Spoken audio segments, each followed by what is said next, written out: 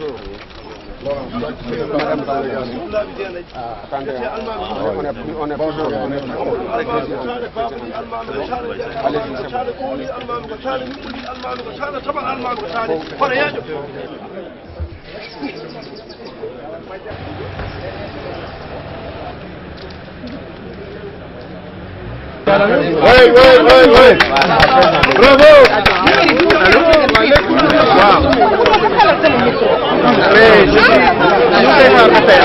Voilà, donc chers amis, au nom du mouvement politique citoyen Luy Jot Jotna, soutenu par la coalition Gadio Président, nous venons d'effectuer les formalités auprès de la greffière du Conseil constitutionnel en déposant donc officiellement notre candidature pour les élections présidentielles de février 2012. Bien entendu, dans un moment aussi solennel, on ne peut qu'avoir une pensée pieuse et affectueuse pour ses parents, surtout quand ils ne sont plus de ce monde. Ensuite,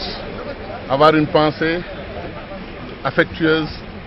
pour le peuple sénégalais, le grand peuple sénégalais, pour lequel nous sommes prêts à donner notre vie et pour lequel nous avons décidé de nous engager dans cette bataille politique pour pouvoir continuer à servir ce peuple que nous avons servi depuis que nous sommes conscients, depuis que nous avons terminé notre formation. Nous n'avons cessé de donner notre 100% à ce peuple que nous aimons tant et plus. L'heure est grave au Sénégal, l'heure est très grave. Voilà que notre pays, connu comme une terre de référence démocratique en Afrique,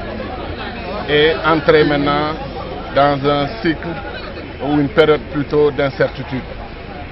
Nous sortons du Conseil constitutionnel et nous savons que c'est une institution qui est très attendue dans 2 ou 3 jours dans sa décision par rapport à la candidature illégale, inconstitutionnelle du président Abdoulaye Wade, qui a terminé tous les mandats que lui offre la Constitution du Sénégal. Lui-même conscient de cela, a décidé malgré tout de plonger notre pays dans une situation d'incertitude totale et de plonger notre pays dans une situation grosse de risque. Nous avons confiance au peuple sénégalais. Nous savons que notre peuple saura rebondir. Notre peuple saura faire face à une telle situation. Maurice Druon, l'académicien français, avait une belle formule qui caractérise la situation actuelle du Sénégal. Il disait que les grandes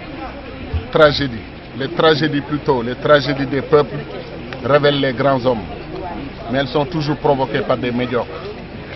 Les tragédies des peuples révèlent les grands hommes, mais elles sont toujours provoquées par des médiocres. Le peuple sénégalais ne mérite pas ce qu'aujourd'hui l'entourage, le clan qui est autour du président Abdoulaye Wade a décidé comme épreuve de force par rapport à un peuple qui a tout donné au président Abdoulaye Wade, qui lui a fait confiance pendant 12 ans, qu'il a élu dans la première alternance démocratique et pacifique du Sénégal. De voir ce président décider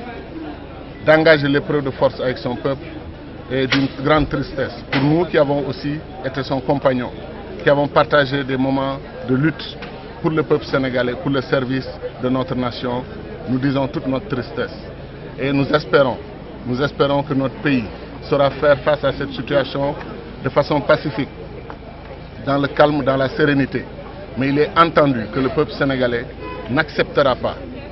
qu'une candidature illégale, inconstitutionnelle, puisse faire partie des prochaines joutes électorales. Nous sommes convaincus, le mouvement politique citoyen Luy Jot Jotna, que ce combat sera remporté par les patriotes, par les démocrates, par les citoyens sénégalais, citoyens que nous voulons servir. Nous espérons qu'au soir du 26 février, ou à l'issue du deuxième tour, que Cheikh Tidiane Gadio sera élu président de la République du Sénégal, Inch'Allah, avec son objectif connu de tous les Sénégalais, bien nourrir les Sénégalais, bien éduquer les Sénégalais, bien soigner les Sénégalais, pour leur permettre de libérer leur énergie et d'aller à l'assaut des défis du développement. voilà notre combat, voilà notre credo. Et je vous remercie d'avoir attendu aussi longtemps. waaw ñu ngi sant suñu borom di julli ci suñu yonent bu tedd bi di gërëm nag suñuy waajur suñu ndey ak suñu baay di leen yónnee suñu ñaan ci moment bi nga xam ne seen doom comme ñoom nekkatuñu ak ñun wuy ji nañ seen borom seen doom ñëw tey devant la nation sénégalaise askanu Sénégal yëpp ñëw taxaw ne leen man Cheikh Tidiane Gadio damay laaj réew mi lu tax may laaj réew mi mooy sama mouvement bi ma àndal di mouvement politique citoyen luy jot na ak coalition bi ñuy jàppale coalition bi tudd Gadio président ñoo ñëw tey jébbal conseil constitutionnel këyit yi ñu ko waroon a jox pour officialiser suñu candidature moment bi nag moment bu am solo la pour suñu mouvement ak pour askanu Sénégal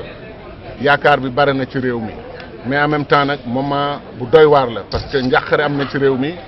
kilifa goo xam ne sénégalais yëpp dañ ko nawoon respecté ko muy président Abdoulaye Wade xam ne dañ ko fi fal 2000 alternance pacifique adduna bi yëpp tàccuñu kilifa boobu xam ne ñaari mandat la am ci suñu constitution mu jeexal mandaam amoon projet boppam projet ba antuwul askan wi ànduñu ci mu taxaw tey nag ne il faut que mu nekk candidat pour 3e mandat loolu nag mën na indi gilaawaali ci réew mi mën na indi problème yu bare ci réew mi am na académicien français bu tudd Maurice Druon nee na gilaawaali yu mag yi li muy njëkk wone mooy doomu askan yi gën a tedd yi gën a diis yoo xam ne ñeme nañu taxaw def face à face ak gilaawaali boobu mais nee nag li indi tiis boobu ak li indi gilaawaali bi toujours mooy nit ñi gën a yées ci askan wi ñooy jóg taxaw indi situation bu demee noonu